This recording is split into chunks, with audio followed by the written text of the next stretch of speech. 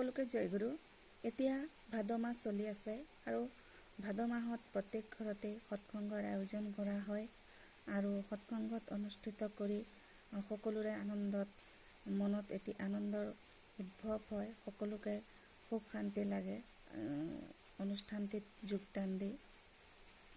গতিকে প্ৰত্যেক ঘৰত ঠাকুৰ প্ৰৱেশ কৰে আৰু এটি ঘটনা আপোনালোকৰ আগত ব্যক্ত কৰিছোঁ।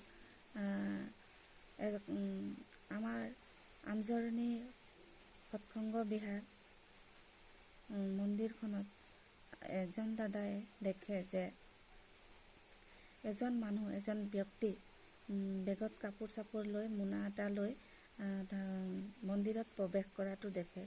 কিন্তু তেওঁ ভাবে যে মন্দিৰত প্ৰৱেশ কৰিছে মানুহজন, গতিকে ওলাই আহিব বা তেওঁ আগবাঢ়ি যায়। কিন্তু বিগ্ৰহ মন্দিৰত প্ৰৱেশ কৰাহে দেখে, কিন্তু তেওঁক ওলাই অহা নেদেখে। মানুহজনে আন গুৰুভাতাসকলক সোধে যে এতিয়া এইমাত্ৰ এজন দাদা বা এজন ব্যক্তিক মই মন্দিৰত প্ৰৱেশ কৰা দেখিলোঁ, মানুহজন ক'ত গ'ল? তেতিয়া যিবিলাক অন্য গুৰুভাইসকল আছিল তেওঁলোকে কৈছে যে তেওঁলোকেতো কোনো মানুহক দেখা নাই অহা। তো দাদাজনে কৈছে যে তেওঁ সোমোৱাৰ আগতে তোমালোকেওতো আছিলা ইয়াত, মই অকলে দেখিলোঁ নেকি? তোমালোকেওতো দেখিছা। তেতিয়া গুৰুভাদাসকলে ক'লে যে আমিতো তেনেকুৱা গুৰুভাইক দেখা নাই বা কোনো ব্যক্তিক দেখা নাই। এয়া হ'ল এটি চমৎকাৰ যে ঠাকুৰ যে প্ৰত্যেকৰ ঘৰত আহে, প্ৰত্যেকটো অনুষ্ঠানত উপবিষ্ট থাকে বা মন্দিৰত উপবিষ্ট থাকে তেওঁ, আৰু প্ৰত্যেকটো জেগাত যে ঠাকুৰ থাকে। সেই মানুহজন গোটেই বিচাৰিলে, কিন্তু আগে পিছে মন্দিৰৰ চৌপাশ ঘূৰি চালে, কিন্তু দাদাজনে সেই ব্যক্তিজনক দেখা নাপালে। কিন্তু এইটো নিশ্চয় বা নিজৰ এটি মনৰ ভাৱ যে সঁচাকৈ সেই ব্যক্তিজন ঠাকুৰেই আছিল, কাৰণ ঠাকুৰেই তেওঁৰ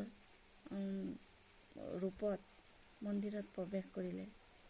গতিকে আমি ভাদ মাহত সৎসংগ কৰিছোঁ। প্ৰকৃততে ঠাকুৰ সকলোৰে অন্তৰত, সকলোৰে মনত আছে আৰু সকলোকে যাতে আনন্দ কৰি আমি ৰাখিব পাৰোঁ। ঠাকুৰে কোনোবা এজন ব্যক্তি যদি দুখত থাকে বা বিপদত পৰে, তাৰ কাৰণে তেওঁৰ জীৱনটো কাতৰ হৈ থাকে, জীৱনটো আকুল হৈ থাকে।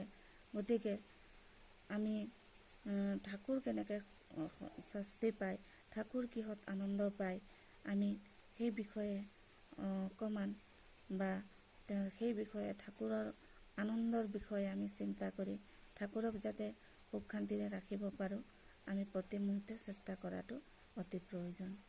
এইটো হ'ল এটি মই সৰুকৈ আপোনালোকৰ আগত ব্যক্ত কৰিছোঁ আৰু মোৰ মনৰ ভাৱ। ঠাকুৰক লৈ চলিলে যে মানুহৰ জীৱনত উন্নতি হ'ব, মানুহ সুখ শান্তিৰে থাকিব। এয়ে হ'ল ঠাকুৰ যে বাস্তৱ ভগৱান, তেওঁ যে আমাৰ মাজত থাকিব বিচাৰে, আমাৰ লগত থাকিব বিচাৰে। জয় গুৰু, সকলোকে